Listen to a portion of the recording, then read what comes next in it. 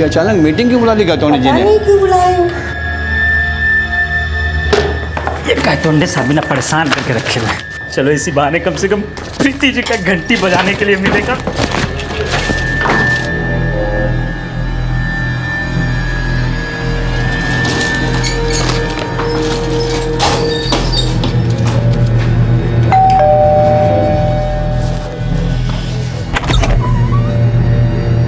Hello प्रीति madam.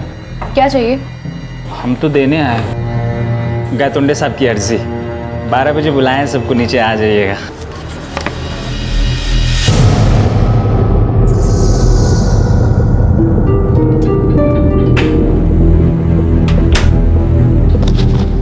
ये गायतोंडे समझता क्या आपने आपको? बैचलर है, कोई टेररिस्ट नहीं। और ऐसे कैसे निकाल देगा? अरे गायतोंडे का ऑर्डर टाटा कोर्ट से भयानक होता है। लगता है बोरिया बिस्तर बांधने का वक्त आ गया। चल आजा।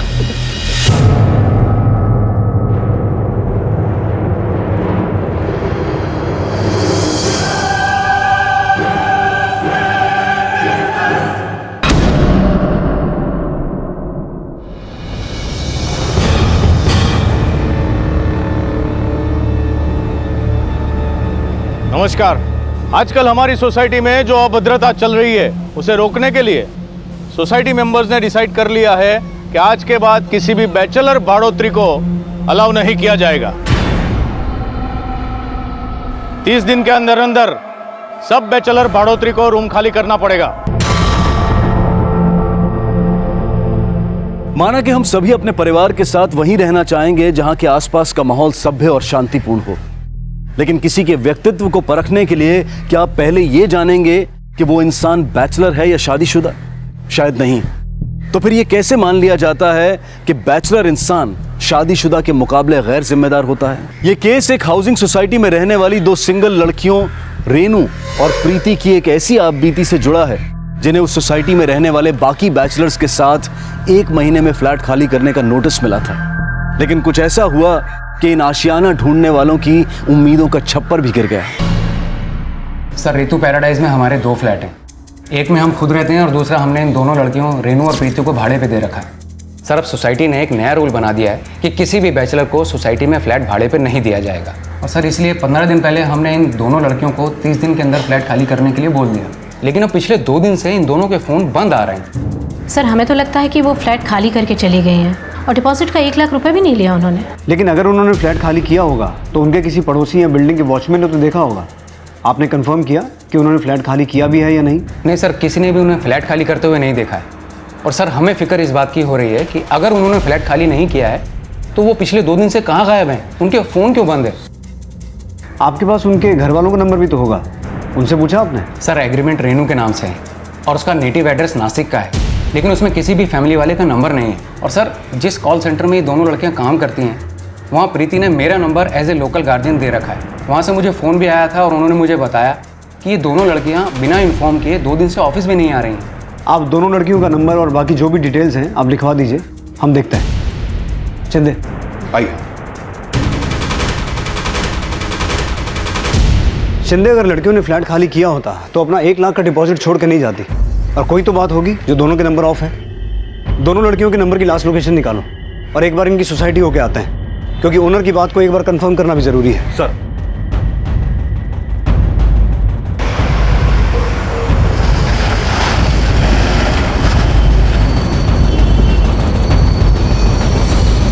हाँ गायतोंडे साहब, सोसाइटी में पुलिस आई है।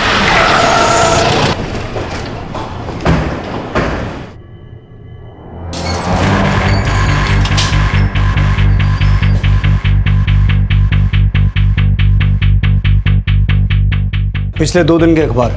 शिंदे,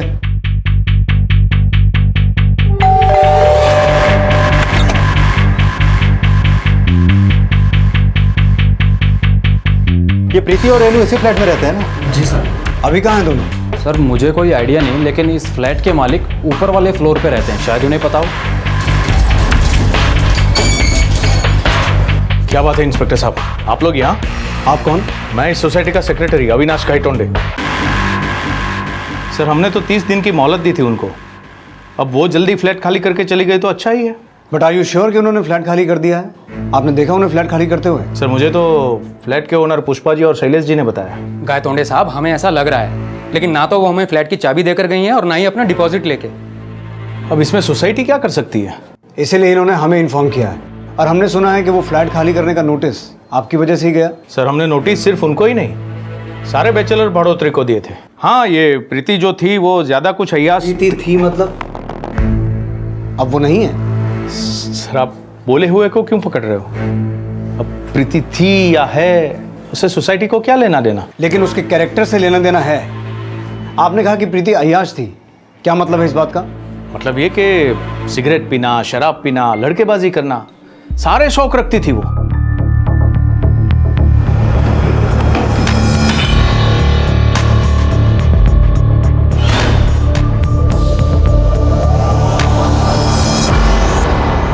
प्रीति आपके लिए अय्याश थी और रेनू वो कैसी थी?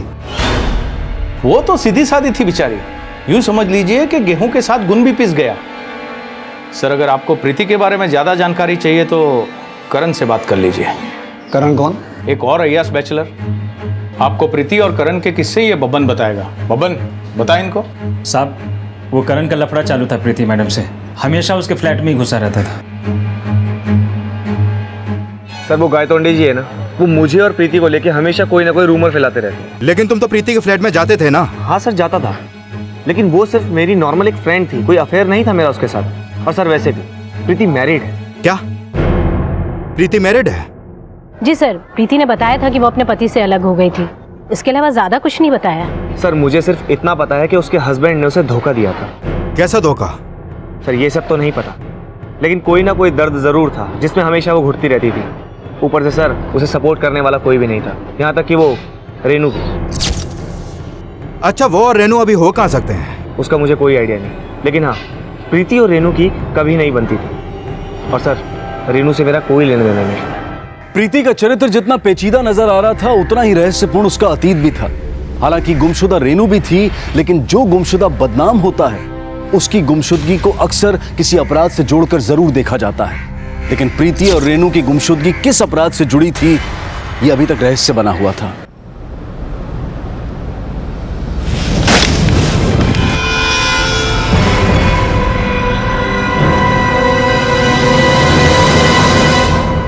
सर रेनू ने अपना नेटिव एड्रेस नासिक लिखवाया था। ये उसका लीव एंड लाइसेंस एग्रीमेंट जिसमें उसके नासिक का एड्रेस है, और ये इसके ऑफिस आईडी की फोटोकॉपी।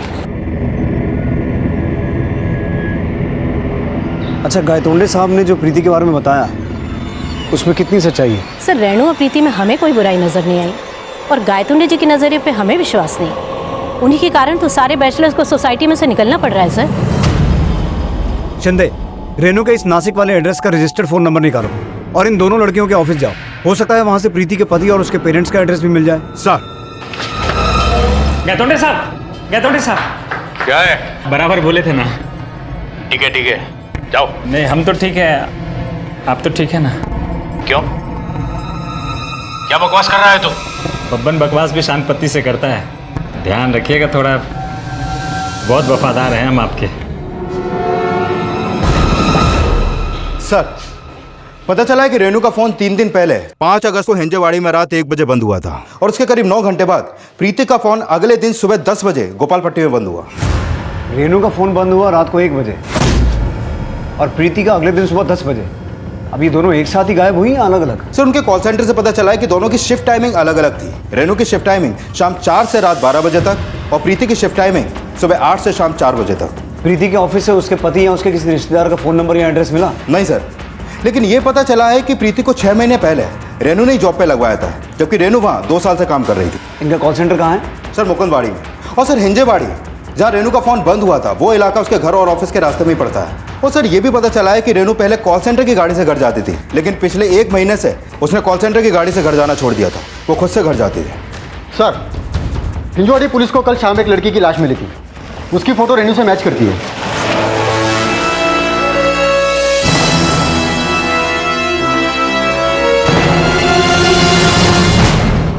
सर हिंजेवाड़ी पुलिस ने बताया है कि क्राइम सीन के आसपास इसका पर्स, मोबाइल या कुछ भी सामान नहीं मिला। इसका मतलब है इसे मारने वाले ने इसका सामान गायब कर दिया ताकि इसकी पहचान ना हो सके। लेकिन सर जिस नाले के पास रेनू की लाश मिली वहां से कुछ ही दूरी पर लोकल पुलिस को एक पत्थर मिला था जिस पर खून के निशान थे।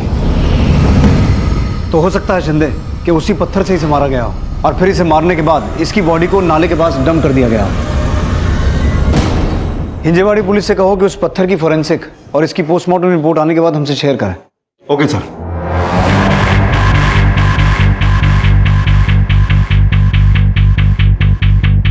सर, रेनू के नासिक वाले एड्रेस पे उसकी माँ का फोन नंबर रजिस्टर्ड है। दामले ने उन्हें पुणे आने के लिए बोल दिया है। लेकिन शिंदे, हमें प्रीति के गायब होने वाला चक्कर भी समझना होगा। सर, जिस रात रेनू का फोन बंद हुआ, प्रीति की फोन लोकेशन रेनू की फोन लोकेशन और क्राइम लोकेशन से मैच नहीं करती है। प्रीति का फोन 5 अगस्त की शाम से 6 अगस्त की सुबह 9 बजे तक उनके अपार्टमेंट ऋतु पैराडाइज में एक्टिव था। लेकिन सुबह 10 बजे उसका फोन गोपालपट्टी में बंद क्यों हुआ, जबकि सुबह 8 बजे वो अपने कॉल सेंटर में होती है और उस दिन वो कॉल सेंटर गई भी नहीं। ये इत्तेफाक नहीं है शिंदे। प्रीति के गायब होने का कनेक्शन रेनू के मर्डर से हो सकता है। पुणे की ऋतु पैराडाइज हाउसिंग सोसाइटी के फ्लैट नंबर 303 में रहने वाली रेनू की हत्या होना और उसकी रूममेट प्रीति का अचानक गायब हो जाना ये शक खड़ा कर रहा था कि क्या प्रीति रेनू की हत्या करके फरार थी। अगर ऐसा था तो फिर प्रीति अब कहां थी, ये जानने के लिए पुलिस प्रीति तक पहुंचने के हर संभव प्रयास कर रही थी और इन्वेस्टिगेशन की इसी कड़ी में प्रीति के चरित्र से जुड़े नए अध्याय सामने आने वाले थे।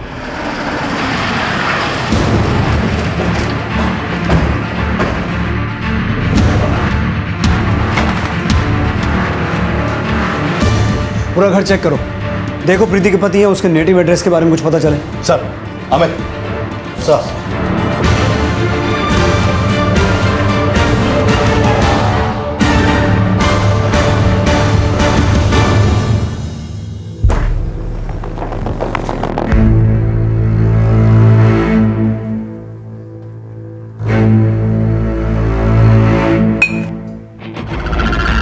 लेकिन जितनी अय्यास वो प्रीति थी उतने तो प्रीति थी मतलब? सर, गायतोंडे ने बोला था कि प्रीति बहुत अय्याश है। हो सकता है उसका अंदाजा सही हो। लेकिन समझना ही होगा शिंदे कि इन सब चीजों का रेनू के मर्डर से क्या कनेक्शन हो सकता है और प्रीति के गायब होने का क्या चक्कर है। क्या वाकई में प्रीति का रेनू के मर्डर में कोई हाथ है या फिर प्रीति के साथ भी वही कुछ हुआ जो रेनू ने फेस किया।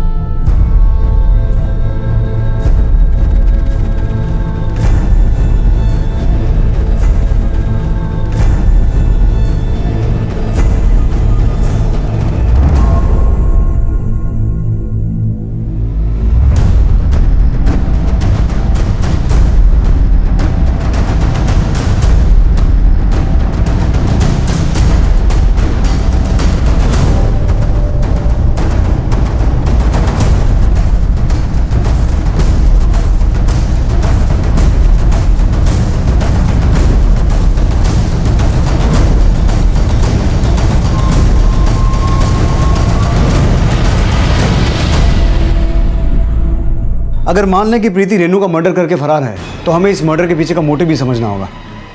एक काम करते हैं, प्रीति और रेनू के बारे में पूरी सोसाइटी में पूछताछ करते हैं। तुम गोपालपट्टी में जहाँ से प्रीति का फ़ोन बंद हुआ था वहाँ से प्रीति के बारे में पता लगाने की कोशिश करो और प्रीति के कॉल रिकॉर्ड चेक करना, उसमें कोई गोपालपट्टी का नंबर रजिस्टर्ड है क्या। Okay sir. सर ये देखिए, अंदर प्रीति का ऑफिस आईडी मिले और साथ में कुछ फोटोज मिले।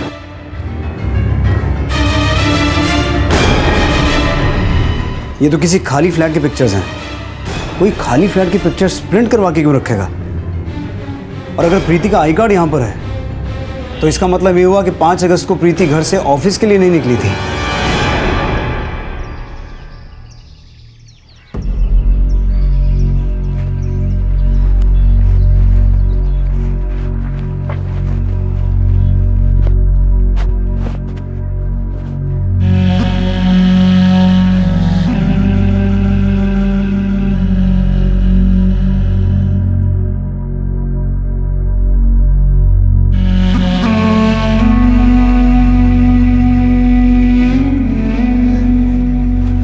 प्रीति एक्यूज थी या विक्टिम, ये फिलहाल रहस्य था। लेकिन प्रीति तक पहुंचने के लिए पुलिस एक तरफ गोपालपट्टी में उसकी लीड तलाश रही थी तो वहीं सोसाइटी में प्रीति और रेनू के आपसी रिश्ते को भी समझा जा रहा था। सर, कुछ दिन पहले रेनू और प्रीति की बहुत लड़ाई हो रही थी, यहाँ तक कि दोनों के चिल्लाने की आवाज़ें सुनी थी मैंने।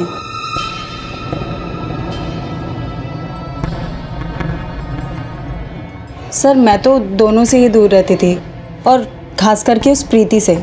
वो मुझे फूटी आग भी नहीं भाती थी। ऐसा क्यों? वो लड़की बहुत अय्याश थी, यहाँ तक कि वो मेरे पति को भी अपने जाल में फांसने की कोशिश कर रही थी।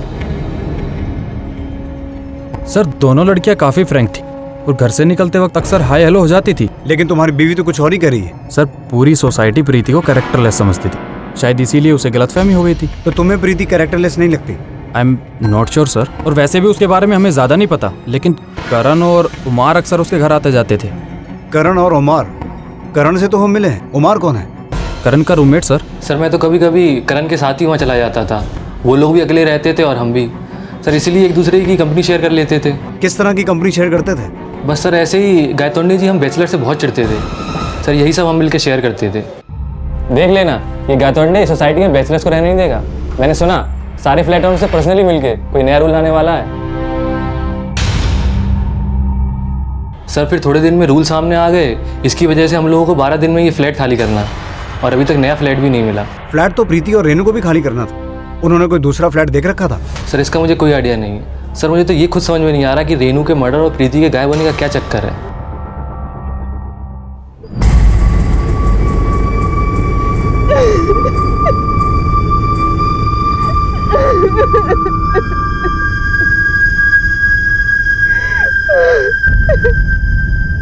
क्या प्रीति के आंसू उसके द्वारा किए गए अपराध के पश्चाताप से जुड़े हुए थे, या फिर उसकी पीड़ा का रहस्य कुछ और ही था?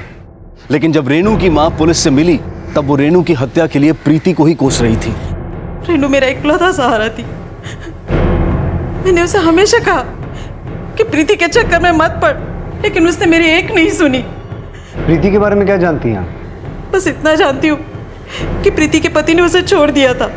प्रीति के पति को जानती हैं? नहीं, बल्कि मैं तो प्रीति से भी कभी नहीं मिली।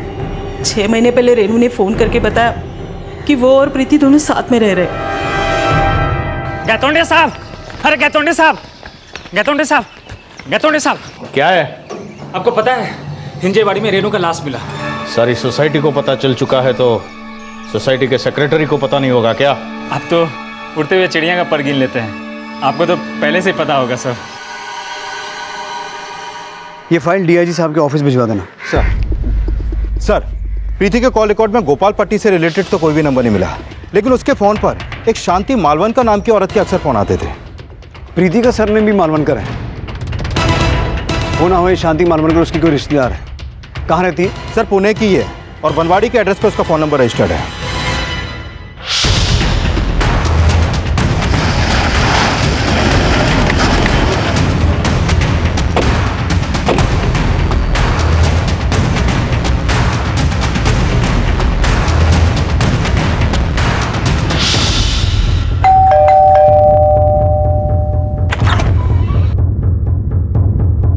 आप शांति मालवनकर? जी सर, प्रीति हमारी बहू है। हमने सुना है प्रीति को उसके पति ने छोड़ दिया था। नहीं सर, बल्कि वो मनीष से नाराज होकर खुद ही घर छोड़ के चली गई। प्रीति मेरी बात सुन बेटा, बेटा ऐसे घर छोड़ के मत जा। देख मुझे बताइए, मैं सब कुछ ठीक कर दूंगी। आई ऐसा कुछ भी नहीं है जो आप ठीक कर पाएंगी। प्रीति, प्रीति। मनीष, ऐसा क्या हुआ था तुम दोनों के बीच कि तुम्हें छोड़ के चली गई? सर अब मैं क्या बोलूँ, उसको मेरी हर चीज़ से प्रॉब्लम थी, हर छोटी छोटी बात को तूल देती थी। वो आप लोगों को छोड़ के चली गई, लेकिन शांति जी आप फिर भी उसको फ़ोन करती थी? जी सर, क्योंकि मैं ये चाहती हूँ कि वो सारी पुरानी बातों को भूल करके घर वापस आ जाए, इसीलिए मैं उसे कॉल किया करती थी। लेकिन 3 दिन से तो उसका फ़ोन बंद है, और हमें उसकी दोस्त रेनू जिसके साथ वो रहती थी उसकी लाश मिली है। क्या उसकी दोस्त मर गई? जी, और हमें शक है कि प्रीति ही उसका मर्डर करके फरार है। नहीं सर, ऐसा नहीं हो सकता। मेरी प्रीति ऐसा नहीं कर सकती। अरे वो किसी को मारना तो दूर, किसी का दिल तक नहीं दुखा सकती है। शांति जी, हमने तो सुना है कि आपकी बहू प्रीति शराब सिगरेट सब पीती थी, और जहां वो अपनी दोस्त रेनू के साथ रहती थी वहां और भी कई चीज़ों के लिए बदनाम है। सुना माँ, कैसी है वो, और आप उसे वापस लाना चाहती हैं? सर हमारी शादी में माँ ने लगभग 12 लाख के गहने चढ़ाए थे, और जिस दिन वो गई सारे लेके चली गई। सर मनीष 12 लाख के गहनों की बात कर रहा था, लेकिन जब हमने प्रीति का फ्लैट सर्च किया तब हमें वहाँ पर कोई भी गहने नहीं मिले। तो हो सकता है प्रीति के ही हाथों रेनू का मर्डर हो गया हो और प्रीति वहाँ से अपना सब कुछ लेकर भाग गई हो।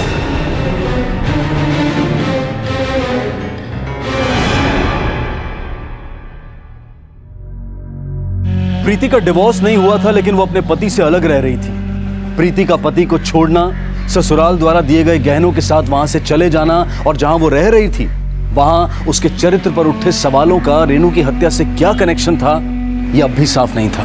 और जब पुलिस ने रेनू और प्रीति के ऑफिस में पूछताछ की तो रेनू और प्रीति की आपसी अनबन की कोई वजह सामने नहीं आई। लेकिन रेनू की पोस्टमार्टम रिपोर्ट के बाद रेनू मर्डर केस के नए समीकरण जोड़ने की कोशिश की जाने लगी। ये रेनू की पोस्टमार्टम रिपोर्ट। इस रिपोर्ट के मुताबिक उसकी मौत सर पे हुए वार की वजह से हुई और उसकी हत्या 4 अगस्त की रात 1 बजे के आसपास ही हुई, जब उसका फोन बंद हुआ। रेनू उस रात 12 बजे कॉल सेंटर से निकली थी। इससे पहले वो कॉल सेंटर की गाड़ी से अपने घर जाती थी, लेकिन फिलहाल वो कॉल सेंटर की गाड़ी का इस्तेमाल नहीं कर रही थी। तो पता करो शिंदे, अगर वो कॉल सेंटर की गाड़ी का इस्तेमाल नहीं कर रही थी तो इतनी रात को अपने घर जाती कैसे थी? क्योंकि ये बात तो तय है कि उसकी हत्या कॉल सेंटर से घर जाते समय ही हुई है। Okay sir. सर, रेनू और प्रीति जिस बिल्डिंग में रहते थे वहाँ का वॉचमैन बबन आया, आपको कुछ बताना चाहता है। बुलाओ। नमस्ते साहब। बोल बबन। हमको लगता है कि रेनू मैडम के मौत से ये गायतोंडे साहब का कुछ ना कुछ तो लेना देना है। मतलब? रेनू मैडम रोज रात को 1 सवा 1 बजे बिल्डिंग में आती थी, लेकिन गायतोंडे साहब रोज रात को तब तक रुकते थे जब तक रेनू मैडम आ नहीं जाती थी। और जिस दिन रेनू मैडम गायब हुई है ना, उस दिन वो घर पे थे ही नहीं। सुबह 4 बजे आए कहीं बाहर से।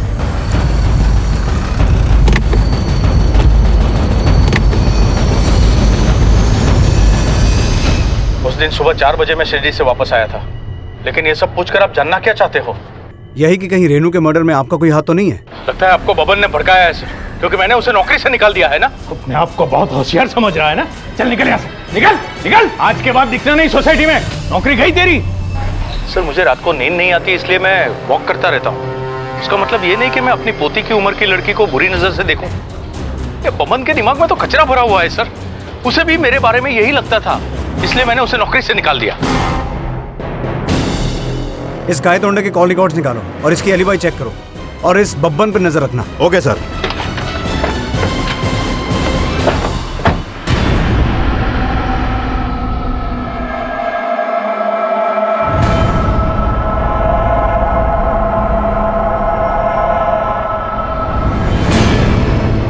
सोसाइटी के सेक्रेटरी अविनाश गायतोंडे के साथ साथ उसके खिलाफ बयान देने वाला बब्बन और सोसाइटी के बाकी सस्पेक्ट्स पुलिस की नजर में थे। और तभी रेनू और प्रीति के बारे में कुछ नई जानकारियां सामने आई। सब प्रीति मैडम और रेनू मैडम के झगड़े का तो पता नहीं, पर हाँ, एक औरत यहाँ पे प्रीति मैडम से झगड़ा करने जरूर आती थी। कौन औरत? उतना तो याद नहीं है, पर वो औरत प्रीति मैडम को बहू बहू करके बुलाती थी। प्रीति, प्रीति बहू, बहू घर चलो। कैसी हो तुम? सुनो सुनो प्रीति। सब वो औरत प्रीति मैडम के लिए घंटों इंतजार करती थी, लेकिन प्रीति मैडम उसे अवॉइड करके चली जाती थी। हाँ सब, यही औरत थी सब।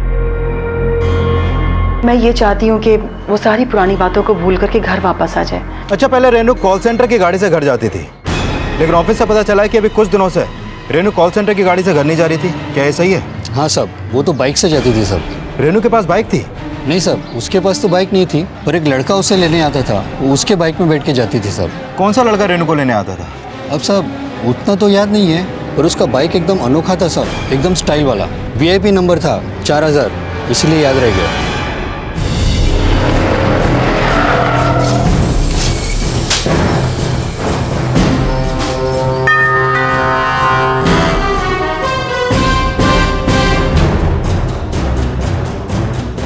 हाँ सर, वो बाइक मेरे ही नाम पे रजिस्टर्ड है, लेकिन ये आपको क्यों जानना है?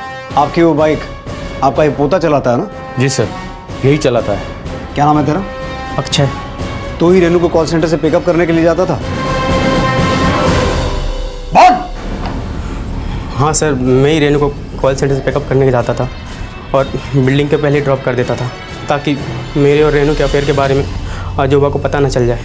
तो 5 अगस्त की रात को भी तू ही गया होगा उसे पिक करने के लिए? नहीं सर, उस रात में नहीं गया था, मेरी बाइक ख़राब हो गई थी। आप चाहो तो किसी से ही पूछ लो। ठीक है, तो जब तक हम ना कहें तुम और आप गायतोंडे साहब शहर छोड़ कर नहीं जाएंगे। Okay sir. सर मैंने कंफर्म किया 5 अगस्त को अक्षय की बाइक रिपेयर के लिए गैरेज में थी और उसके फ़ोन की लोकेशन भी उसके खुद के घर की थी। और सर ये भी कंफर्म किया कि रेनू उस दिन कॉल सेंटर की गाड़ी से नहीं गई थी। Excuse me sir. हाँ ओके लेके आओ उसे। सर वनवाड़ी पुलिस स्टेशन से फ़ोन था, उन्होंने प्रीति को सह्याद्री पार्क से पकड़ लिया।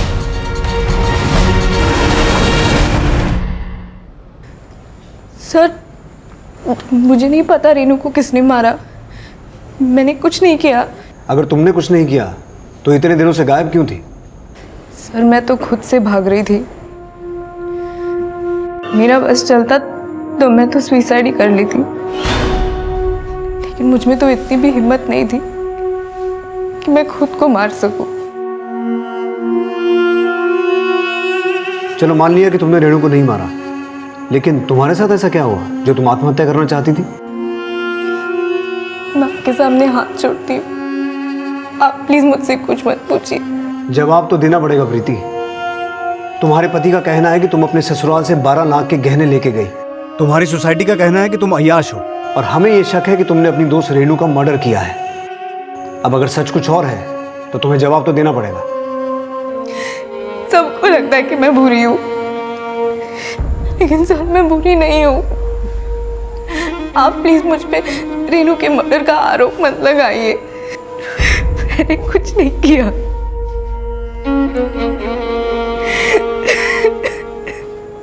सर ये तो कुछ भी क्लियर नहीं बोल रही है, कहीं कोई ड्रामा तो नहीं कर रही? हो सकता है शिंदे, मान लो इसने रेणु को नहीं मारा है, लेकिन इसके साथ ऐसा क्या हुआ है जो हमें बताना ही नहीं चाहती? सर गायतोंडे के पोते अक्षय पे किसी ने जानलेवा हमला किया है, सिटी हॉस्पिटल में एडमिट है।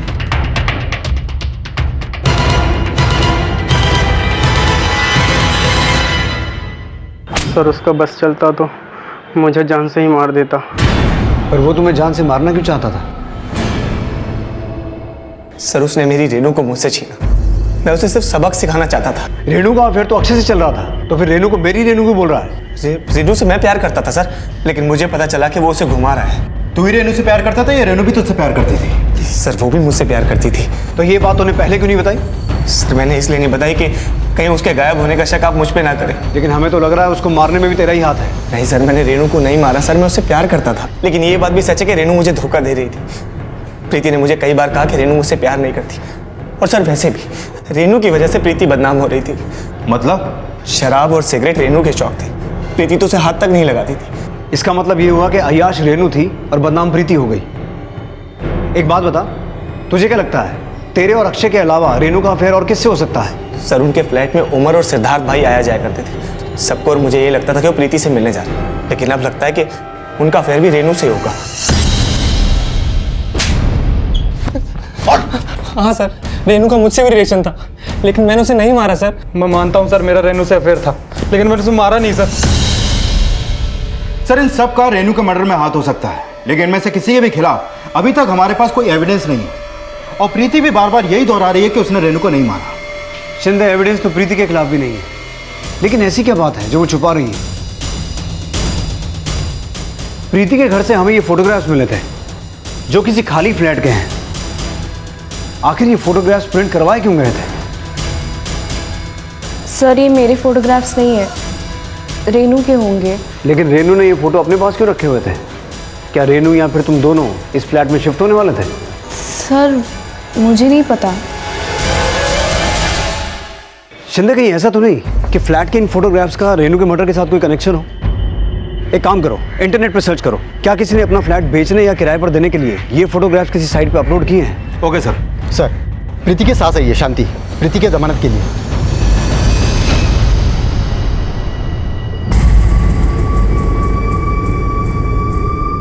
प्रीति बेटा तू ठीक तो है ना? प्रीति इन्होंने तुम्हारी जमानत करवा दी है, तुम जा सकती हो। सर आप चाहे मुझे जिंदगी भर जेल में रख दो, लेकिन मैं इनके साथ नहीं जाऊंगी। ये तो क्या कह रही है बेटा? अगर मेरे मनीष से कोई गलती हुई है ना तो उसकी तरफ से मैं तुमसे 1000 बार माफी मांगने के लिए तैयार हूँ, लेकिन ऐसा मत बोल बेटा। चल मेरे साथ घर चल। मेरे पास कोई गहने नहीं है, मैं कंगाल हूँ। मेरी धन दौलत सब तो ही है बेटा। चल चल बेटा घर चल। इसे हॉस्पिटल लेके जाओ जल्दी।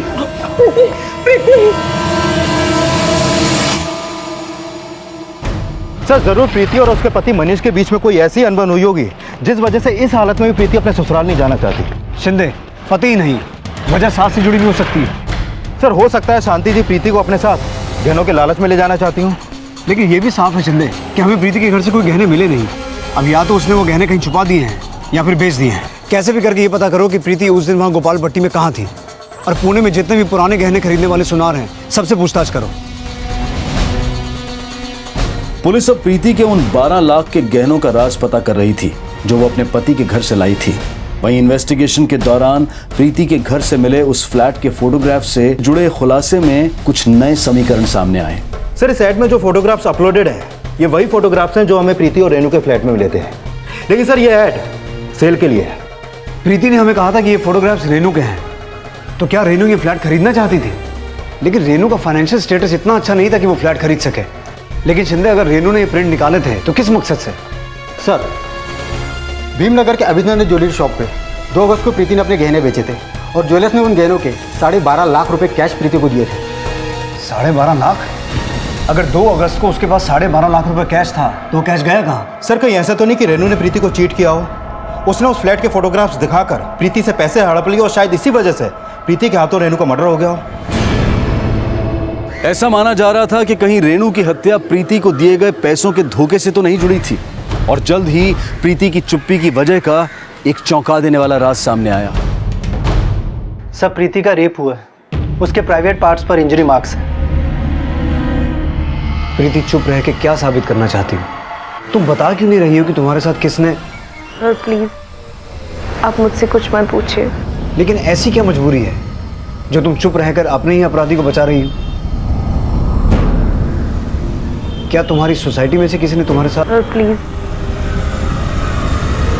आप मुझे मेरे हालात पे छोड़ दीजिए। प्रीति की चुप्पी इस केस को और भी जटिल बना रही थी, और अंदाजों के आधार पर प्रीति की सोसाइटी में रहने वाले लड़कों को प्रीति रेप केस का सस्पेक्ट मानकर पूछताछ की जा रही थी। सर मैंने प्रीति के साथ कुछ भी नहीं किया, ट्रस्ट मी सर। तुमने सिर्फ उसका रेप ही नहीं, उसके 12.5 लाख रुपए भी चुराए हैं। सर मैंने कोई पैसे नहीं चुराए, ना तो मैंने प्रीति के साथ कुछ किया है और ना ही रेनू के साथ। पूछताछ की इस कड़ी में रेनू और प्रीति के फ्लैट ओनर द्वारा सिक्योरिटी गार्ड बब्बन पर भी शक जताया गया। सर प्रीति कई बार बोलती थी कि बब्बन उसको बुरी नज़र से देखता है, और मैंने उसकी कंप्लेंट गायतोंडे से भी की थी, लेकिन वो तो प्रीति को ही गलत बोलने लगे। साहब बोलते हैं साहब हम मानते हैं कि प्रीति मैडम हमको बहुत अच्छी लगती थी, लेकिन हम ताड़ने के अलावा और कुछ किया ही नहीं है। सही बता रहे हैं साहब, हमको तो लगता है ये गायतोंडे साहब ने ही प्रीति मैडम के साथ ये सब किया है। ऐसा कैसे कह सकते हैं आप? बिना किसी सबूत के अगर दोबारा मुझ पर इल्जाम लगाया तो मानहानि का केस कर दूंगा मैं।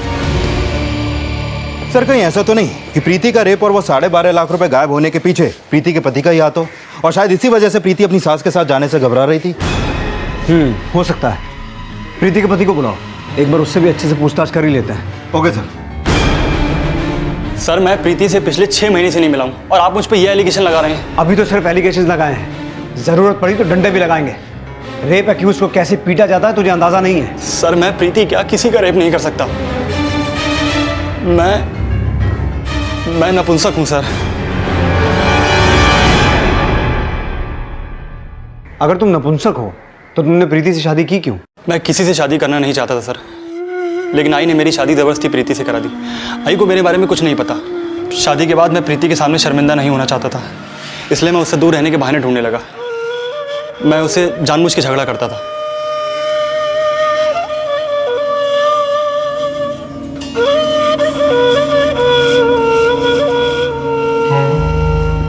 क्या है? मैंने बोला ना मुझे तुम्हारी शक्ल से भी नफरत है। अगर मेरी शक्ल से भी नफरत है तो शादी क्यों की मुझसे? मैंने प्रीति को हमेशा यही जताया कि वो मेरे लायक नहीं है, लेकिन सच तो ये है कि मैं उसके लायक नहीं था। और एक दिन प्रीति को मेरी सच्चाई पता चली तो वो घर छोड़ के चली गई। नहीं सर, ये सब झूठ है, ऐसा हो ही नहीं सकता। मेरा बेटा ऐसा नहीं है। शांति जी, ये बात आपके बेटे ने खुद हमें बताई है, लेकिन आपसे सिर्फ हम ये जानना चाहते हैं कि आप अपनी बहू को सिर्फ इसलिए वापस लाना चाहती थी ना क्योंकि उसके पास आपके 12 लाख के गहने थे? नहीं सर, गहनों की लालच तो मुझे कभी नहीं रही। मैं तो सिर्फ अपनी बहू को अपने साथ अपने घर लाना चाहती थी, इसीलिए उसे मनाने की हर कोशिश कर रही थी सर। लेकिन मुझे क्या पता था कि मेरा बेटा ही। मनीष से शादी होना प्रीति के साथ हुआ वो छलावा था जिसका दोष भी प्रीति के सर मढ़ दिया गया।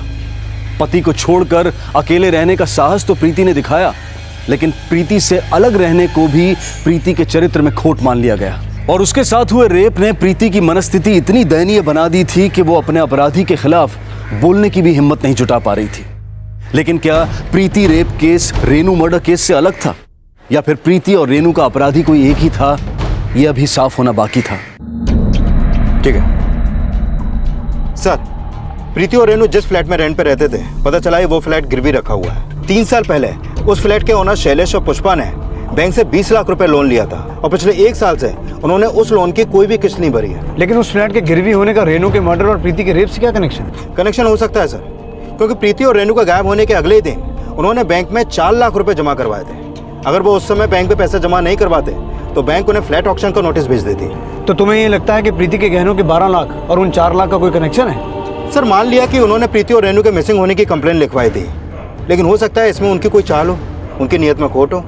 अगर ऐसा लगता है तो इस एंगल को इन्वेस्टिगेट करो, देखो क्या सामने आता है। Okay sir. जब रेनू और प्रीति के फ्लैट ओनर शैलेश और पुष्पा को इन्वेस्टिगेट किया गया तो पुलिस का शक सही साबित हुआ। प्रीति के गायब होने के अगले दिन 12 लाख रुपए तुमने अपनी बहन के अकाउंट में जमा किए और उसके बाद अपनी बहन के अकाउंट से अपने अकाउंट में सिर्फ 5 लाख ट्रांसफर किए और इन 5 लाख में से तुमने 4 लाख से अपने गिरवी फ्लैट की EMI चुकाई। और तो और तुम दोनों की फोन लोकेशंस प्रीति की फोन लोकेशन से मैच करती हैं। जब प्रीति का फोन बंद हुआ तुम दोनों गोपाल पट्टी में ही थे। अब कुछ भी छुपाने का फायदा नहीं है, बोलो बोलो। सर गिरवी फ्लैट छुड़ाना तो दूर, हमारे पास तो रेनू और प्रीति का डिपॉजिट वापस करने के लिए भी पैसा नहीं था सर। पर सर मुझे पता चला था कि प्रीति के पास बहुत गहने हैं और जब गायतोंडे ने फ्लैट खाली करने को बोला तो हमें लगा कि हम प्रीति को ठग सकते हैं नया फ्लैट दिखाने के बहाने, और हमने एक साइड पर से एक फ्लैट का प्रिंट आउट निकाला और प्रीति को दिखाया। प्रीति बेटा, गोपाल पट्टी में ये मेरे दोस्त का फ्लैट है, बाहर वालों से 40 मांग रहा है, मैं तुझे 35 में दिलवा दूंगा। लेकिन अंकल मेरे गहने भी बेचकर सिर्फ 12-13 लाख आएंगे मेरे हाथ में। अरे बेटा, बाकी का पैसा तेरे अंकल लोन से दिलवा देंगे।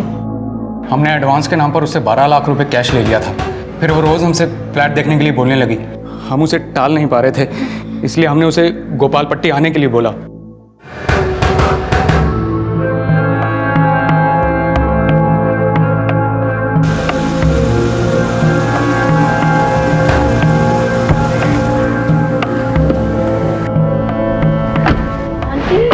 ये कहाँ आए हम?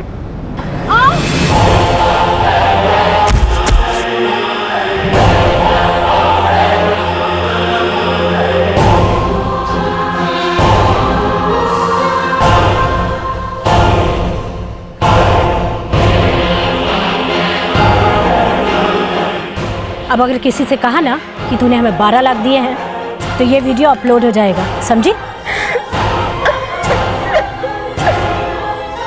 बाद में पता चला कि 2 दिन से उनका फ्लैट भी बंद था और उन दोनों लड़कियों के नंबर भी बंद आ रहे थे। हमें लगा कि कहीं प्रीति ने सुसाइड ना कर लिया हो, इसलिए उनकी मिसिंग होने की कंप्लेंट लिखवाई। प्रीति को तो 12 लाख के लिए ब्लैकमेल किया, और रेनू, उसे क्यों मारा? नहीं सर, रेनू को हमने नहीं मारा सर। शिंदे, जब तक ये सच ना बोले अच्छे से सेवा करो इनकी। बहुत जोर देने के बावजूद भी शैलेश और पुष्पा अपने बयान पर कायम रहे। अगर उन्होंने रेनू को नहीं मारा तो किसने मारा था, ये जानने के लिए पुलिस अब प्रीति से नए सिरे से पूछताछ कर रही थी। मैं बहुत डर गई थी सर। मुझे लगा कि अगर मेरा वीडियो अपलोड हो गया तो मैं किसी को मुंह दिखाने लायक नहीं रहूंगी।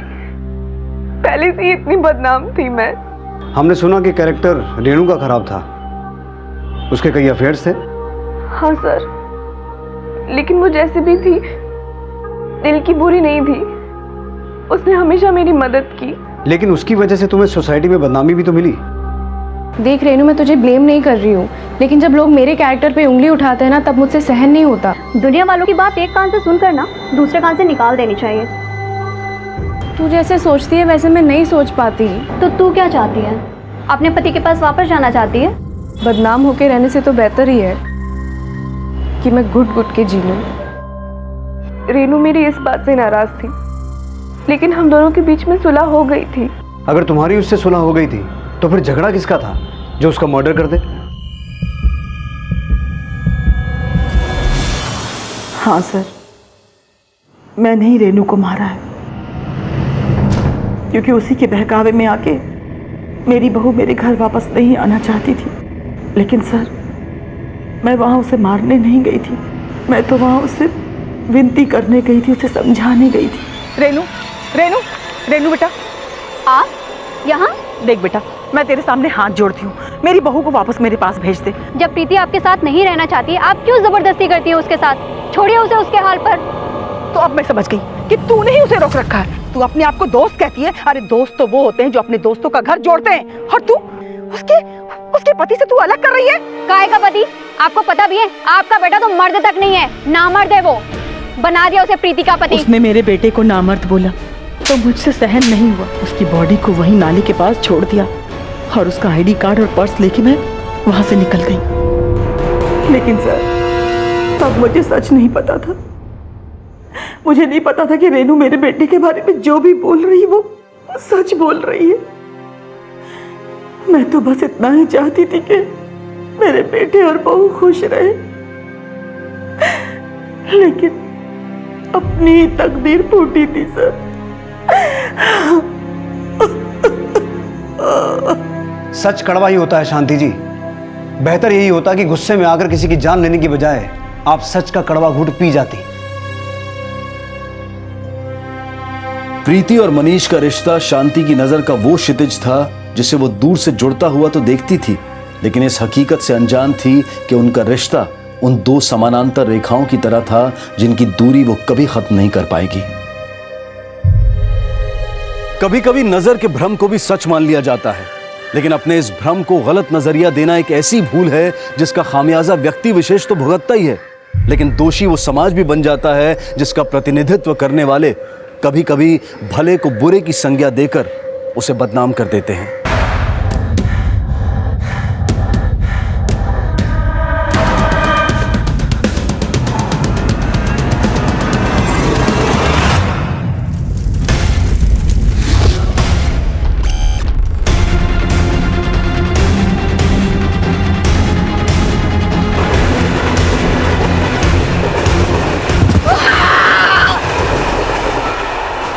नमस्कार, आदाब। क्राइम पेट्रोल डायल 100 में आप सबका स्वागत है। कई बार जो हम देखते हैं, समझते हैं, अंदाजा लगाते हैं, जरूरी नहीं है कि सच वही हो। ऐसा भी हो सकता है कि हकीकत बिल्कुल उससे उलट हो। हर इंसान के अतीत में कुछ ऐसे राज होते हैं जिन पर पर्दा पड़ा होता है, और कई बार उन पर पर्दा पड़ा रहना ही बेहतर भी होता है। लेकिन अतीत पर चाहे कितने भी पर्दे क्यों ना पड़े हों, हमारे अतीत से जुड़ा सच हमेशा हमारे साथ साए की तरह चलता है। आज इस केस में हम एक ऐसी लड़की की कहानी देखेंगे जो अतीत और हकीकत के रास्ते में कुछ इस तरह उलझ गई कि ना चाहते हुए भी उसे जुर्म की नो एंट्री में कदम रखना पड़ा।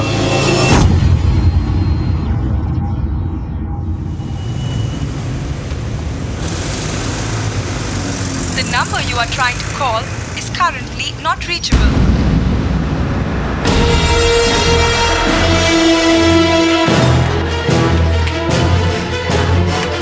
जल्दी अंदर चल। रोशनी ताई, बाहर आपको कुछ लोग ढूंढ रहे हैं।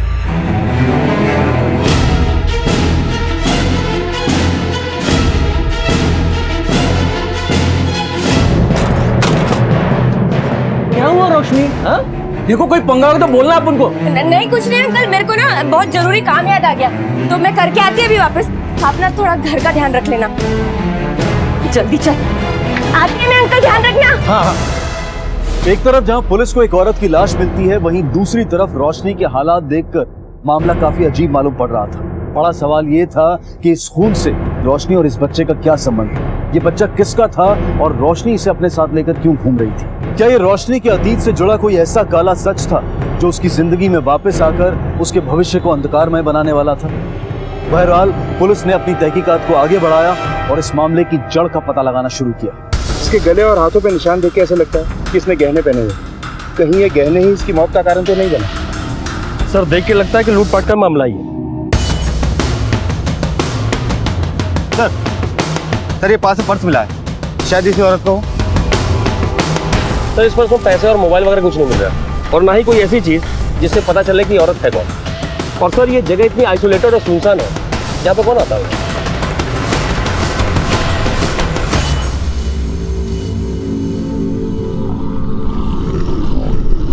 The number you are trying to call is currently not reachable. नायक, एक बात गले के नीचे नहीं उतर रही कि ये औरत इस सुनसान इलाके में क्या करने आई होगी। कहीं ऐसा तो नहीं कि हत्यारा इसे जबरदस्ती यहाँ लाया और सुनसान इलाका देखकर इन्हें मारकर ठिकाने लगा दिया, या फिर ऐसा भी हो सकता है कि इन्हें मारा कहीं और गया और लाश को डंप यहाँ किया गया। विक्टिम की फोटो दिखाकर आसपास के लोगों से पूछताछ करें और हाँ, सभी थानों और खबरियों तक भी इसकी फोटो फैला दो। जितनी जल्दी हमें इसकी पहचान होगी उतनी जल्दी ही हम इस केस को सॉल्व कर पाएंगे। सर बॉडी को पोस्टमार्टम के लिए भेजें। एकदम चुप रहे, बोले ना चुप रहे, काय को रो रहा है? हाँ? हेलो हेलो रोशनी। अरे मैं तेरे को बाद में फोन करती है ना, अभी बहुत परेशान है मैं। ये बच्चा किसका रो रहा है?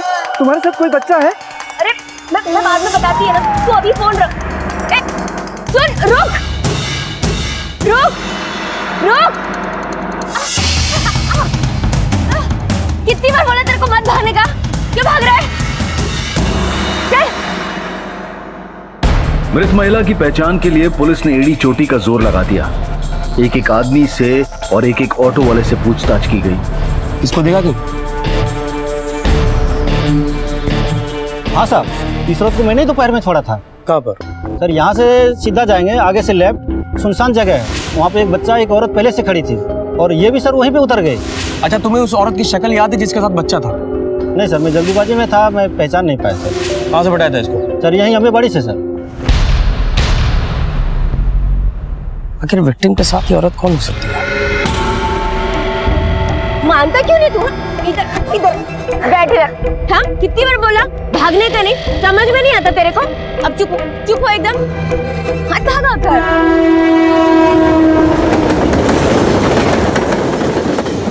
देख, अभी भागा तो फोन गिरा है, अब के भागेगा ना तो तू खुद गिरेगा। भागेगा? चल अभी मेरे साथ चल।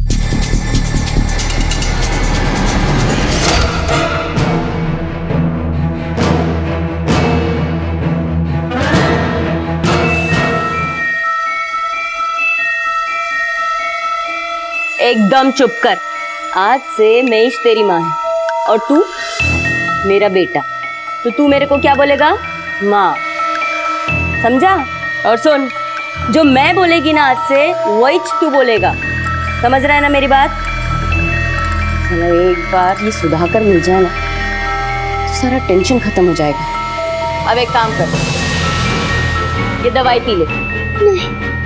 अरे पी ले, इससे ना तेरे को ताकत आएगी। अरे मुंह खोल। अरे वाह, हो गया देख, अभी ना तेरे को बहुत अच्छी नींद आएगी। चल अभी आराम से टिक जा।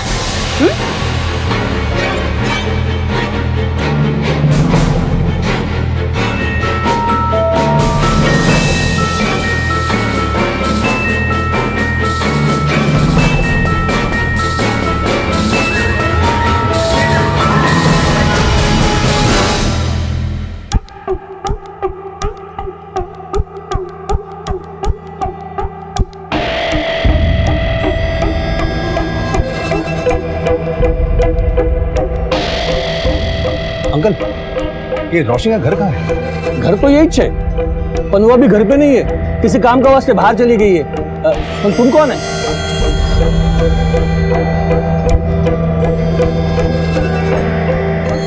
ए मैन, ए हेलो हेलो हेलो, ए मैन, ए मैन, गेट क्या क्यों खोल रहा है? हाँ? कौन है? कौन तुम? बोला ना घर पे नहीं है, काम का वास्ते बाहर गई है, वो आएंगे ना तब आना। हाँ? चलो निकलो यहाँ से, निकलो। कमाल है।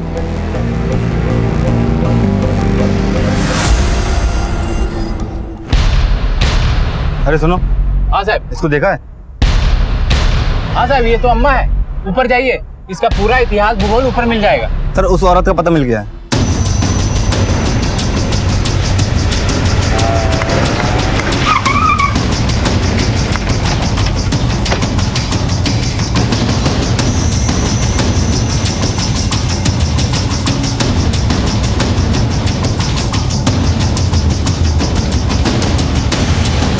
अरे छाया, हाँ इन लोग को ठीक से समझा दे, बाद में कस्टम में। हाँ हाँ। क्या हो गया साहब?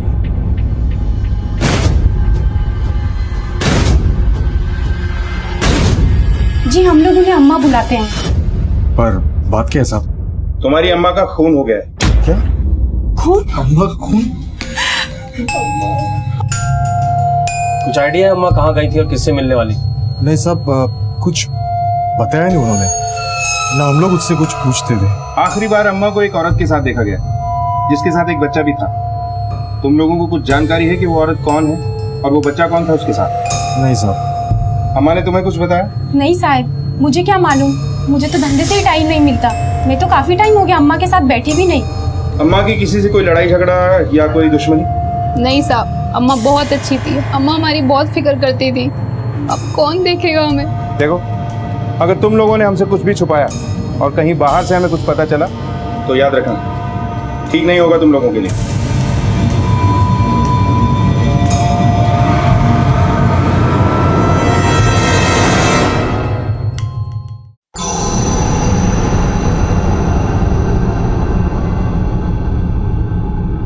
क्या बात है साहब, क्या देख रहे हो? रोशनी रोशनी तो आज आई नहीं। आपको पुलिस चाहिए तो मेरी दुकान से ले लीजिए साहब, पूजा के लिए ही चाहिए ना। रोशनी से ही काम है।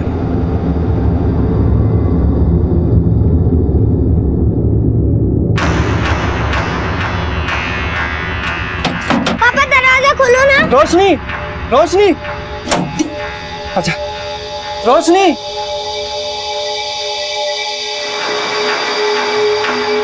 ये रोशनी कहाँ गई?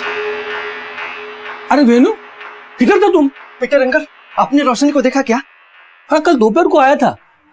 उसके साथ एक बच्चा भी था, वो बहुत हड़बड़ी था, किधर तो चला गया। बोला एक काम है वो निपटा के आती हूँ। उसके बाद में उसको पूछते पूछते कोई तो आया था, लेकिन उसके पहले वो जल्दी जल्दी निकल गया। क्या मालूम किधर गई? अंकल, उसका फोन भी नहीं लग रहा है। हमको तो डर है वो किसी मुसीबत में ना फंस जाए। सर, अम्मा के कॉल रिकॉर्ड्स आ गए। इसे देख के लगता है कि काफी लोगों से बातचीत होती थी। आखिरी कॉल किसी रोशनी को किया था। रोशनी, ये कहीं वही औरत तो नहीं है जिसके साथ अम्मा को आखिरी बार देखा गया था, एक बच्चे के साथ? सुनसान जगह है, वहाँ पे एक बच्चा एक औरत पहले से खड़ी थी और ये भी सर वहीं पे उतर गए। पॉसिबल है सर।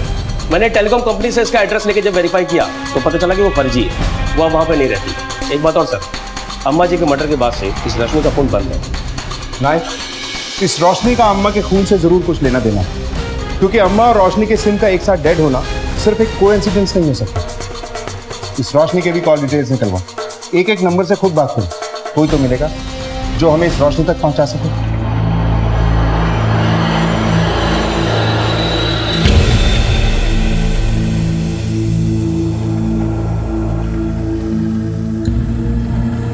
मैंने बोला था ठंडा पानी चाहिए, ये ठंडा पानी है, जाके ठंडा पानी लेके आओ।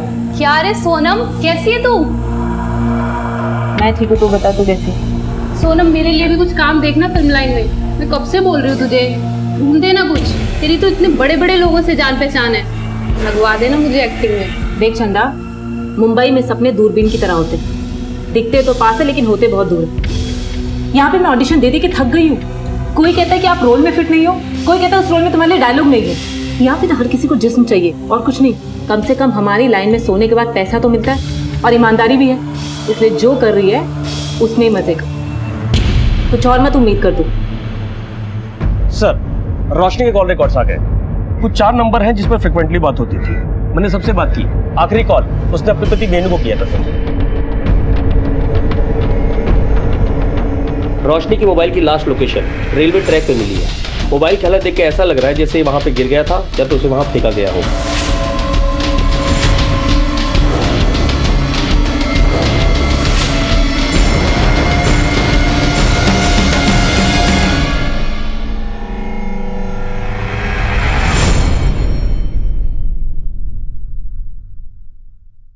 रोशनी यहीं रहती है? जी साहब।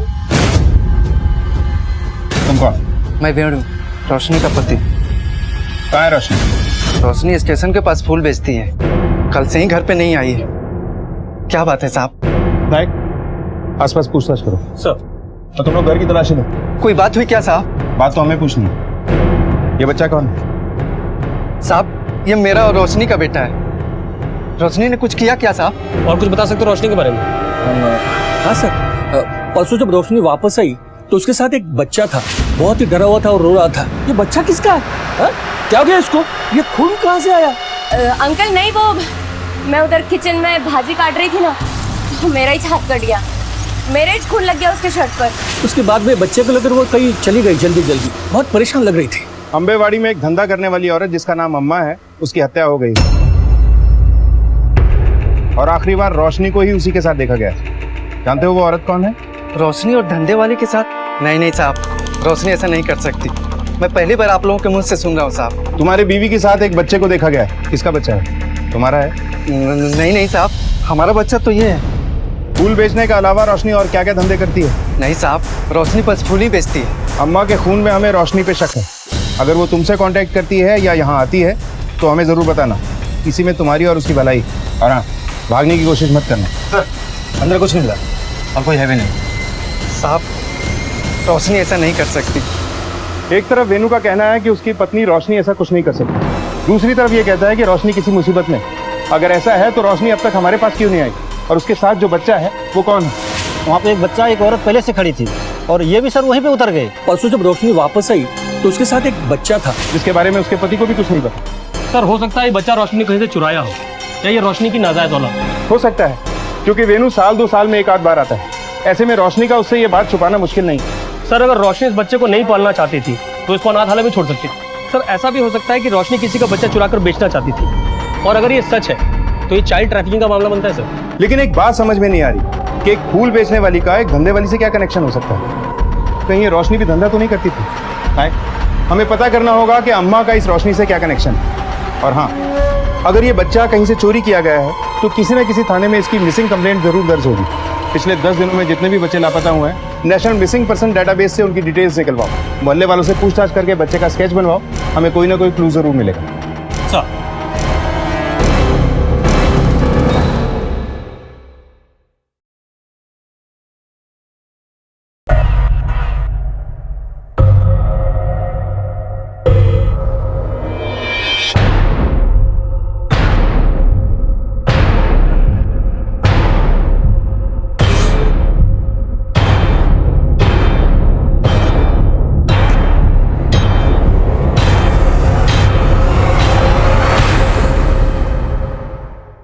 पुलिस की टेंशन बढ़ती चली जा रही थी।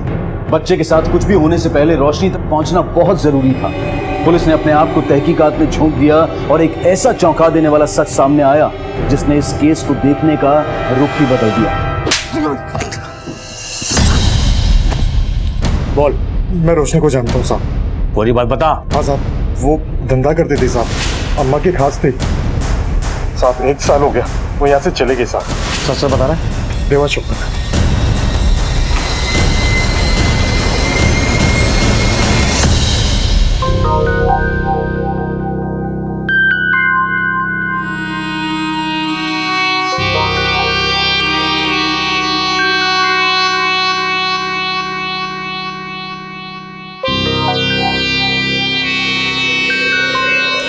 क्या करूं तुम? एक्सक्यूज मी, मेरा हाथ छोड़ो। क्या ये? हाथ छोड़ मेरा, हाथ छोड़ के बात कर। काला धंधा बंद करवा के खुद मुफ्त में मजा लेना चाहता है। एक बहुत देखे तेरे जैसे जो लड़कियों को सुधारने के चक्कर में उन्हें घर लेके जाके मुफ्त में एंजॉय करता है। चुपचाप यहाँ से चला जा, वरना मुझे दूसरे तरीके भी आते हैं। चला, एक बार मेरी हेल्प क्या कर दी, तू तो मेरे गले ही पड़ गया। तुम्हें मेरे साथ चलना पड़ेगा। हाथ छोड़, मैंने कहा मेरा हाथ छोड़। चल चल निकल। सर अम्मा का खास आदमी है मामू। उससे पता चला है कि एक जमाने में रोशनी अम्मा के पास धंधा करती थी। ये बात जानने के बाद सर हमने पुलिस रिकॉर्ड्स को अच्छे से खंगाला।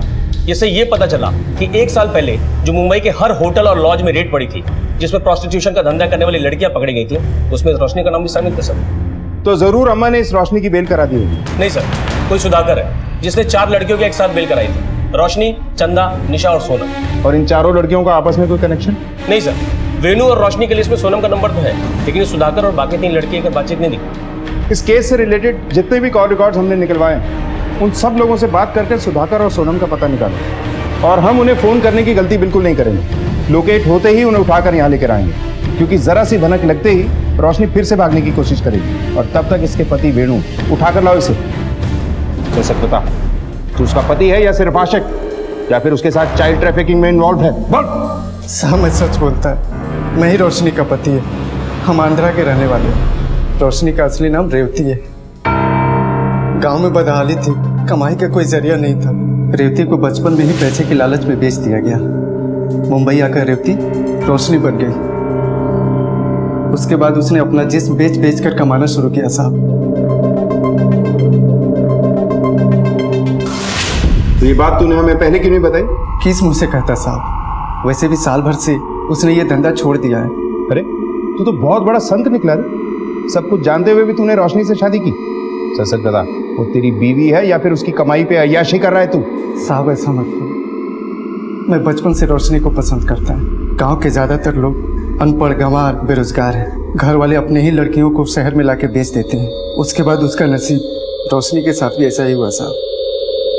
तो तूने उसे जिस्म फरोशी के धंधे से दूर करने की कोशिश नहीं की? किया था साहब, 6-7 साल पहले की बात है, जब रोशनी गांव आई थी अपने माँ बाप पे गुस्सा निकालने। वहाँ आकर वो टूट गई साहब। माँ, भाई, बहन सब भूखमरी से मर चुके थे। बाप बिस्तर पकड़ चुका था। शायद वो रोशनी से माफ़ी मांगने के लिए अपनी आखिरी सांसें बचा के रखी। ऐसे में मैंने सब कुछ भुलाकर रोशनी से शादी करने की बात करी साहब। रोशनी, तू इस दलदल से निकल क्यों नहीं जाती? मुंबई छोड़ दे, यहीं आ जा। हम एक साथ रहेंगे। मैं है ना, मैं सब संभाल लेगा। ऐसी बातें करता है तू रेनू, कैसे बताऊं मैं तुझे कि वहाँ मैं कितनों के साथ क्या क्या कर चुकी हूँ। रोशनी, मैं तो इतना समझता है कि मैं तेरे से प्यार करता है। शादी करेगी मेरे से?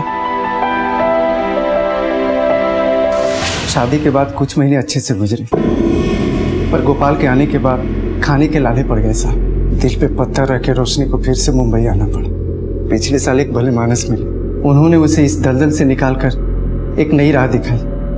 उसके बाद से रोशनी ने सब कुछ छोड़ दिया साहब। कहानी अच्छी थी, इसमें इमोशन, ड्रामा, लव स्टोरी सब कुछ है, लेकिन इतनी भी अच्छी नहीं है कि हम यकीन कर लें। अगर उसने सब कुछ छोड़ दिया था तो खून करके एक बच्चे को लेकर यहां वहां भागती क्यों फिर रही है?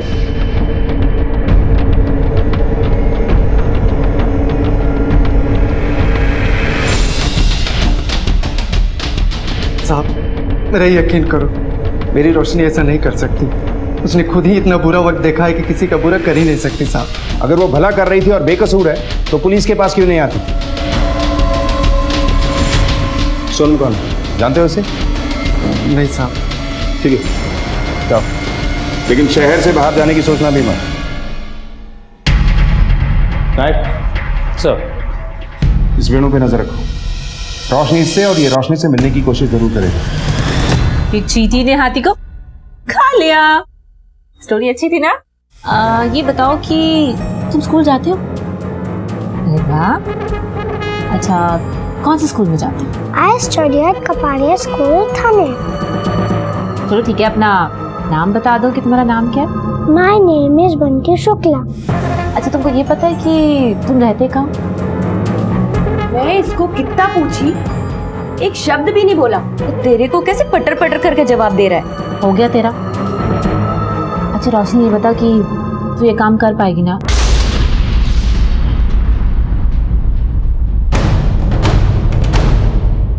सर, पीटर, नंदू और मंदिर के पुजारी के हिसाब से जो बच्चे का स्केच हमने रेडी करवाया था, उसकी मिसिंग कंप्लेंट हमें एनसीआरबी में नहीं है। नायक, इस बच्चे को ढूंढने के लिए हमें ग्राउंड लेवल पे मुस्तैदी दिखानी है। आसपास के स्टेट पुलिस को बच्चे का स्केच भिजवा दो और अपने पूरे खबरी नेटवर्क को अलर्ट कर दो। हो सकता है ये किसी बहुत बड़े गिरोह का काम है जो हमें कानूनी प्रोसेस में उलझाने के लिए इंटरस्टेट चाइल्ड ट्रैफिकिंग करता है। सर, ये बच्चा अगर चोरी करनी है तो बच्चा रोशनी का ही है, और एक माँ अपने बच्चे को क्यों बेचना चाहिए? नायक, अगर रोशनी बच्चे को नहीं बेचना चाहती थी तो उसने बच्चे को अम्मा से मिलवाया क्यों? और क्या कनेक्शन हो सकता है अम्मा के खून का इस रोशनी और बच्चे से? सर, मैंने सुधाकर, चंदा और सोनम तीनों के बिल खोदने शुरू कर दिए।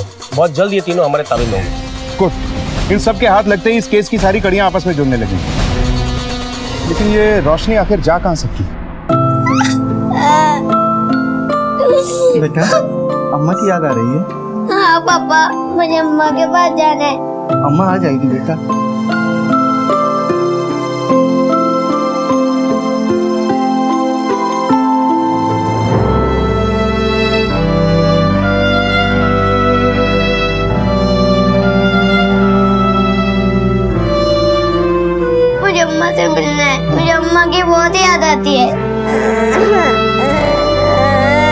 तेरी अम्मा आ जाएगी।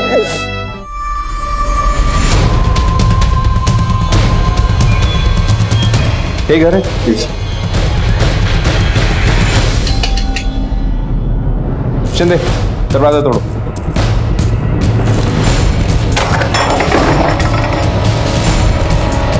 रोशनी से पहले हमें उस तक पहुंचना है और इस बिल्डिंग का सीसीटीवी फुटेज चेक करो, बॉडी को पोस्टमार्टम के लिए भेजो। ये दूसरा मौका था जब रोशनी पुलिस की गिरफ्त में आते आते निकल चुकी थी। आखिर रोशनी करना क्या चाहती थी? उसने सोनम का कत्ल क्यों किया? क्या वो अकेले ही इन सारी वारदातों को अंजाम दे रही थी या फिर उसका पति वेणु भी इस खून में शामिल था? रोशनी के साथ वो बच्चा कौन था जो इतने दिनों से अपने घर से दूर था और उसके घर वाले उसके लिए परेशान नहीं थे? किसी भी पुलिस स्टेशन से उस बच्चे की कोई मिसिंग कंप्लेंट भी नहीं मिली थी। रोशनी सुधाकर से क्यों मिलना चाहती थी? रोशनी का अगला शिकार वो सुधाकर तो नहीं? क्या सुधाकर इस बच्चे से जुड़ा कोई राज जानता था? सर मुझे लगता है इस बच्चे का इस मर्डर से कोई ना कोई कनेक्शन तो जरूर है। पुलिस ने अब अपना रुख रोशनी से जुड़े दूसरे अहम नाम सुधाकर की तरफ किया। सुधाकर का फ्लैट कौन सा है? सुधाकर तो अब यहाँ नहीं रहता साहब। 1 साल पहले वो फ्लैट बेचकर अपना चला गया। क्यों? ये तो मुझे पता नहीं, पर सुना है कोई प्यार व्यार का चक्कर था, शायद पागल सा हो गया था वो किसी के प्यार में। अच्छा, आप बता सकते हैं वो इस वक्त सुधाकर कहाँ मिलेगा? ये तो मैं नहीं बता सकता, लेकिन हाँ, मेरे सोसाइटी के कुछ लोगों ने उसे यहीं कहीं आसपास घूमते फिरते देखा।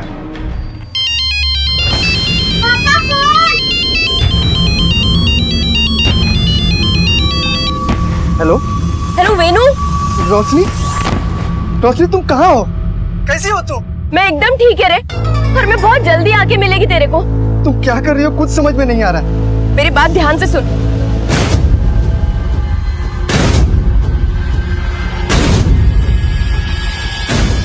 हेलो रोशनी, हेलो सर। सोनम का सोसाइटी का सीसीटीवी फुटेज आया सर।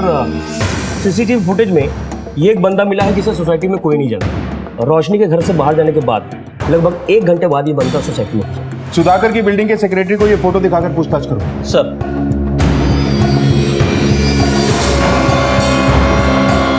साहब, आप जिस बंदे का फोटो दिए थे ना साहब, वो इधर ही है साहब। आप इधर आ जाइए, शिवाजी नगर के पास। तो ये लाइन छोड़ती क्यों नहीं? तुझे कितनी बार समझाया इस लाइन में कुछ नहीं रखा, छोड़ती क्यों नहीं तू लाइन ये? सुधाकर जा अपना काम कर, देख धंधे के टाइम पे टाइम खोटी मत कर। तू मेरी बात क्यों नहीं मान रही? तू रुक जा, तू रुक अभी। पकड़ इसको, पकड़।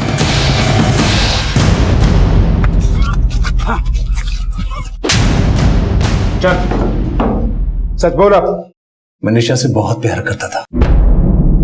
पुलिस रेड में पता लगा कि वो धंधा करती है। मैं पागल हो गया था सर, और मैं उसको भूल नहीं पा रहा था। हमारी शादी हुई, वो प्रेग्नेंट भी हुई, लेकिन उसके अतीत ने उसको वापस आके घेर लिया। HIV पॉजिटिव थी वो। मैंने अपना घर बार सब कुछ बेचकर उसको बचाने की कोशिश की, लेकिन उसको बचा नहीं पाया। फिर क्या हुआ? फिर मैंने तय किया कि मैं ऐसी लड़कियों को सही राह दिखाऊंगा। उस दिन मैं निशा की याद में बैठा था कि तभी मैंने रोशनी को अम्मा जी के साथ देखा। मुझे ऐसा लगने लगा जैसे शराफत का चोला ओढ़कर वो मुझे बेवकूफ बना रही है। मैं वहां से निकल गया, लेकिन ये बात मेरे दिमाग से निकल नहीं रही थी, मुझे अंदर ही अंदर खाए जा रही थी। इसलिए मैंने रोशनी से मिलने की कोशिश की, लेकिन वो नहीं मिली। फिर मैंने रोशनी की दोस्त सोनम से मिलने की ठानी। सोनम उन्हीं लड़कियों में से थी जो मेरा मजाक उड़ाती थी, मुझे गालियां बकती थी। सोनम ने मुझे बीच रास्ते में सबके सामने बेइज्जती कर दी। मैं बर्दाश्त नहीं कर पाया।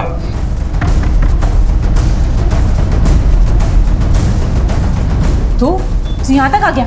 चल यहाँ से। तू नहीं सुधरेगी? अच्छा, तो उस दिन रोड की माते को समझ नहीं आई क्या? जहाँ घर तक चलाया। देख, दिस इज माय लाइफ। मेरा जो मन आएगा मैं वो करूंगी। तू होता कौन है रोकने वाला? चल निकल यहाँ से। आया बड़ा मुझे समझाने वाला नहीं है। तू ऐसा नहीं मानेगी ना?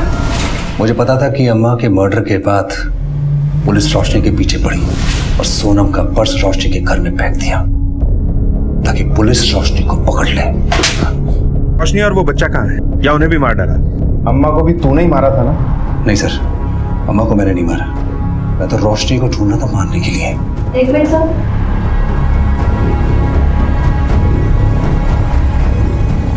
नायक, बच के जाना नहीं चाहिए। उठा के लाओ उसे। सर।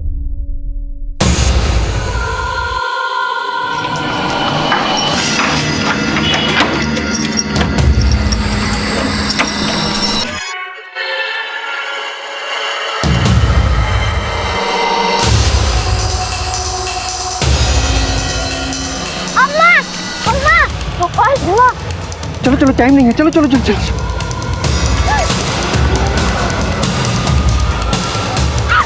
चल यार, पकड़ के। रोशनी के हाथ आने के बाद जो खुलासे हुए वो इंतहाई हैरत अंगेज और दिल दहला देने वाले थे।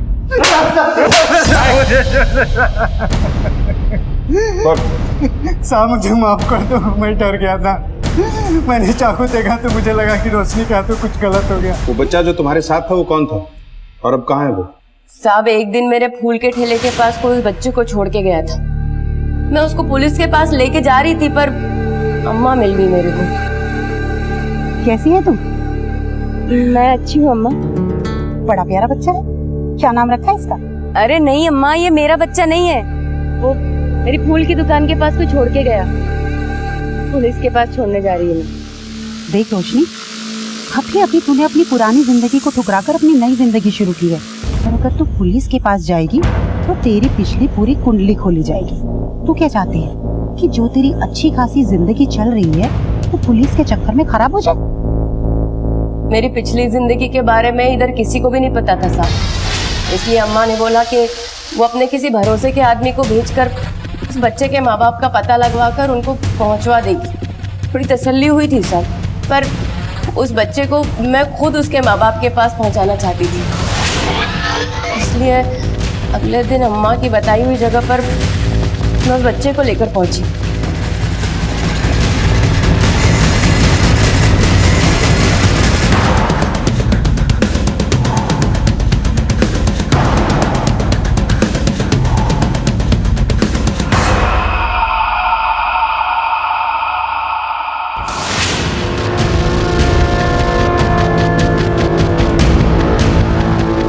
अम्मा, ये 50,000 बहुत ज्यादा है।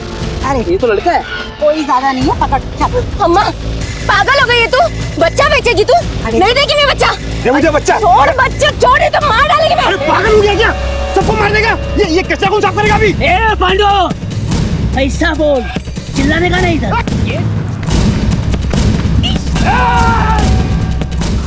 मेरे को अपना बचपन याद आ रहा था साहब।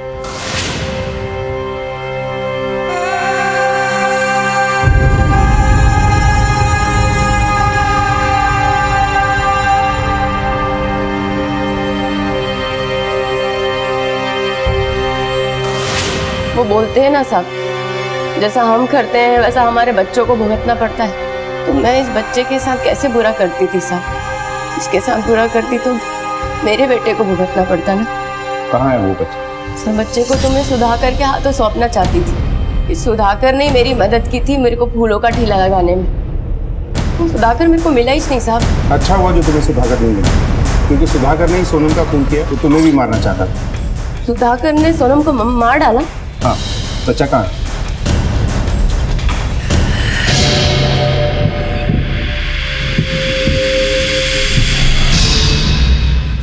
सर मैं बच्चे को सोनम के घर लेकर गई थी। उधर ही वो बच्चा मुंह खोला और अपना नाम पता बताया। फिर उस बच्चे को सीधे मैं उसके बाप के हवाले करके आई साहब। मैं उस बच्चे को नहीं मारी है साहब, मैं तो उस बच्चे को बचाना चाहती थी। बचाना चाहती थी या बेचना चाहती थी? अगर बचाना था तो पुलिस स्टेशन क्यों नहीं आई? पुलिस से भरोसा उठे जमाना हो गया साहब। 14 साल की थी मैं जब मेरे मामा ने मुझे अम्मा के पास भेजा। अरे डरने की क्या जरूरत है, मैं हूँ अम्मा, इन सब की अम्मा, और आज से तुम्हारी भी अम्मा। आज से तुम्हें हमारे ही पास रहना है, ठीक है मुन्ना?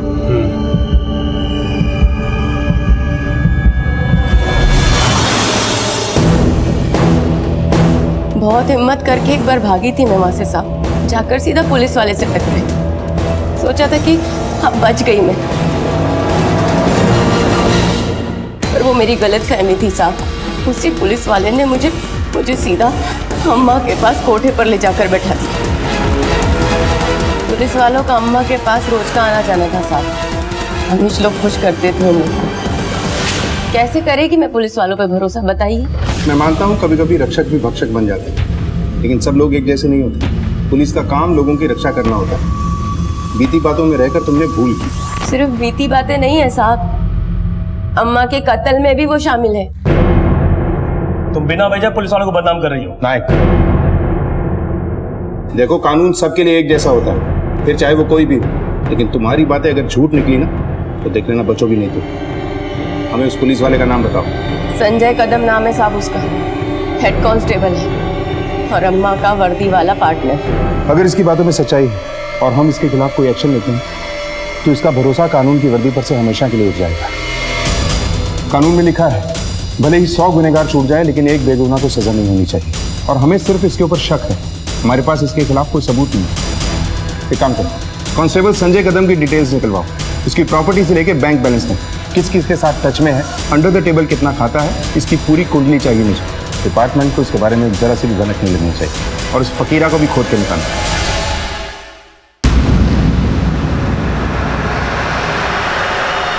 पाटिल, ये तो वही बच्चा है जिसका स्केच अपने पास आया था। हाँ सर, वही लगता है।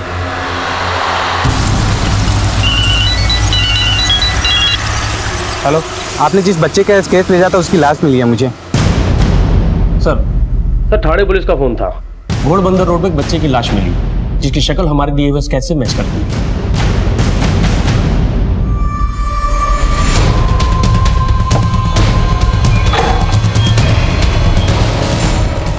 जी क्यों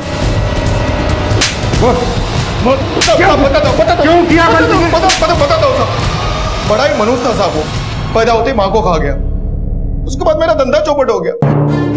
कुछ दिन पहले मुझे एक बाबा मिले थे, उन्होंने तो उसे देखते कह दिया कि ये कोई मनुष्य है, अपने आप को उससे दूर रखो नहीं तो ये सब कुछ तबाह कर देगा। मैं उसे जाके कहीं दूर छोड़ आया था, लेकिन वो औरत फिर ले आई उसे यहाँ। बंटी बेटे कहाँ चले गए थे? बंटी बेटे जी, ये आपका ही बेटा है? हाँ जी, मेरा बेटा है, दरअसल खो गया था। जी शुक्रिया। मुझे समझ में नहीं आ रहा, मैं बहुत परेशान हो गया था साहब। मैंने फिर तय कर लिया था, उससे हमेशा के लिए पीछा छुड़ा दूंगा। क्या नसीब पाया था बंटी ने।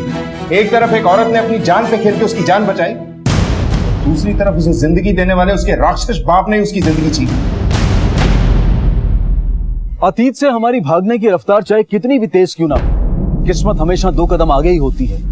बंटी एक अंधश्रद्धा का शिकार बना था और पुलिस के सामने अब भी बड़ी चुनौती ये थी कि रोशनी ने एक पुलिस कर्मचारी पर ही संगीन आरोप लगाए थे। क्या वो जानबूझकर पुलिस पर कीचड़ उछालना चाहती थी या फिर उसकी बातों में वाकई कुछ सच्चाई थी? मामला नाजुक था, इसलिए पुलिस ने बड़ी मुस्तैदी और संजीदगी से इस मामले की खुफिया जांच शुरू कर दी। लायक एक सरकारी नौकरी जहां इतनी महंगाई में लोग मुश्किल से गुजारा कर पाते हैं, ये संजय तो लखपति बन गया है। सर, संजय के अकाउंट में जो पैसे ट्रांसफर होते थे वो किसी इस्माइल यूसुफ के अकाउंट से होते थे। मैंने इसकी भी हिस्ट्री निकाली सर। इसे फकीरा के नाम से जाना जाता है। प्रोस्टिट्यूशन और ह्यूमन ट्रैफिकिंग कई केसेस इस पर। एक बात और सर, इसी अकाउंट से अम्मा को भी पैसे ट्रांसफर होते थे। इसका मतलब है कि रोशनी सही कह रही, हो सकता है ये दोनों अम्मा के मर्डर केस में भी इन्वॉल्व है। ऐसे करते हैं, पहले इस फकीरा को घेरते हैं, बाद में संजय को देखेंगे। वैसे भी संजय को रंगे हाथों पकड़ना होगा।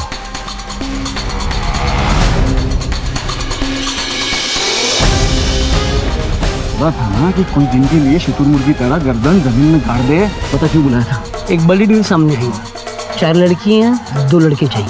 खबर भरोसे के आदमी चाहिए ना? पार्टी नहीं है लेकिन भरोसे का बन जाएगा। बे पुलिस की चाल है ये। अरे कोई चाल वाली नहीं। पुलिस!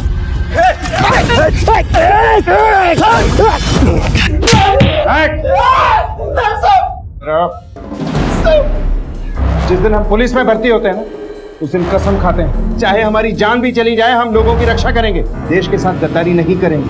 लेकिन तुझ जैसे लोग जो अपनी सगी माँ के नहीं हुए वो देश के क्या काम आएंगे? अम्मा को क्यों मारा? सर, तो रोशनी वहां बच्चे को लेकर आई थी। अम्मा ने पहले 1 लाख रुपए बच्चे के लिए लिए थे सर। इस डील के बारे में जब रोशनी को समझा तो उसने बच्चे को देने से इनकार कर दिया। फकीरा को गुस्सा आया, इसने चाकू चला दिया सर। साहिब, बच्चा भी जा रहा था और पैसे भी जा रहे थे, तो चाकू लग गया, वो वहीं गिर गई। दोनों के झगड़े में वो रोशनी बच्चों को लेके भाग गई। न जाने कितनी लड़कियों की जिंदगी बर्बाद की है तूने, और पता नहीं कितने बच्चों को मौत के कुएं में झोंका।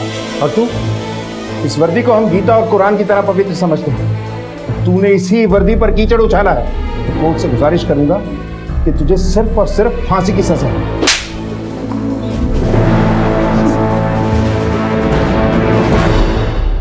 कहते हैं कि लालच का दलदल वो दलदल है जिसकी तरफ बढ़ा हमारा पहला ही कदम हमें उसके अंदर खींचना शुरू कर देता है। रोशनी ने बंटी को बचाकर उसे उसके घर तक पहुंचाया, लेकिन मौत ने उसका पीछा वहां भी नहीं छोड़ा। सुधाकर को अपना हमदर्द मानकर उससे मिलने के लिए निकली रोशनी इस बात से अनजान थी कि सुधाकर खुद उसका दुश्मन बन चुका है। पर जैसा कहते हैं ना कि शायद हम हमेशा वहीं पहुंचते हैं जहां हमारा अंजाम लिखा होता है। इस केस से इस सोच को एक नई दिशा मिलती है कि जो जैसा दिखता है, जैसा करता है, हो सकता है कि शायद उसके पीछे उनकी कोई दर्दनाक दास्तां छिपी हो। जिन हालात से वो जूझ रहे हैं उन्हें जाने बिना किसी के भी बारे में कोई गलत राय ना बनाए। न जाने इस ऊपरी दिखावे के पीछे उनकी कितनी मजबूरियां छिपी हैं। इसी विचार के साथ अब मैं अनूप सोनी आपसे विदा लेता हूं। फिर मुलाकात होगी अगले एपिसोड में एक और चौंका देने वाले केस के साथ। तब तक अपना और अपने परिवार का ख्याल रखें और देखते रहें क्राइम पेट्रोल डायल 100। सबक एक को सीख हम सबको। जय हिंद। क्राइम पेट्रोल के और भी दिलचस्प कहानी देखने के लिए हमारे चैनल को सब्सक्राइब करें और बेल आइकॉन दबाना न भूलें।